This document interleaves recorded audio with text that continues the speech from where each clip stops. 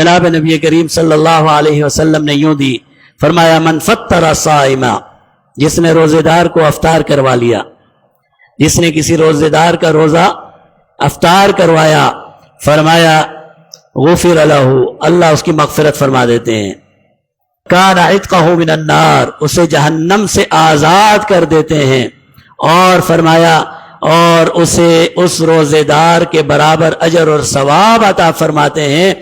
یہ نہیں ہے کہ روزے دار کے ثواب میں کوئی کمی کر دی جائے، اس کے روزے دار کے ثواب میں کوئی کمی نہیں ہوتی، لیکن افطار کرانے والے کو اس کے برابر اجر اور ثواب دیا جاتا ہے۔ تو جنہیں اللہ نے مال اور دولت دیا ہے، ایسے ماشاءاللہ بہت سے ساتھی ہیں ہمارے پاس الحمدللہ، ہمارے ہاں تو افطار کا نظام ہوتا ہے، رشک آتا ہے ایسے لوگوں پر۔ ہم اور آپ تو ایک روزہ رکھتے ہیں، وہ 50 100 روزوں کا ثواب لیتے ہیں، 200 روزوں کا ثواب لیتے ہیں، ہزار روزوں کا ثواب لیتے ہیں۔ ایسے لوگ بھی تاریخ میں گزرے ہیں۔ ایک شخص کے بارے میں آتا ہے، بغداد کا ایک تاجر رمضان المبارک میں 3 لاکھ روٹیاں اور نان اور پتہ نہیں کیا کیا جو بھی ہوگا اس زمانے میں، وہ بنوا کر روزے داروں میں تقسیم کیا کرتا تھا۔ 3 لاکھ، اور آخری عشرے میں ڈبل کر دیا کرتا تھا، 6 لاکھ۔ ایسے ایسے لوگ بھی ہیں۔ اللہ نے اگر آپ کو یہ نعمت دی ہوئی ہے تو اس سے بہتر نعمت کوئی نہیں۔ 3 بڑے انعامات، چوتھا بھی ہے۔ پہلا کیا؟ سارے گناہوں کی معافی، جہنم سے آزادی، اور روزے دار کے برابر اجر اور ثواب۔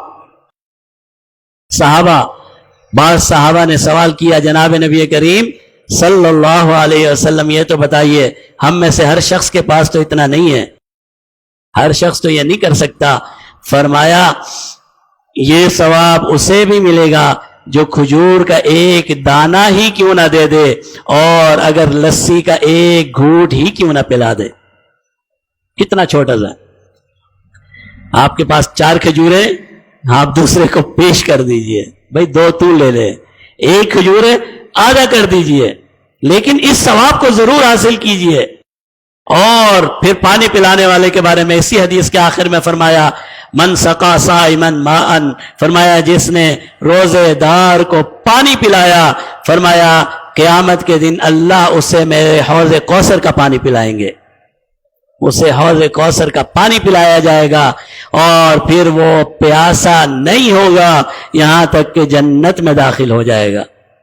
کتنے معمولی کام اور کتنا بڑا اجر اور ثواب۔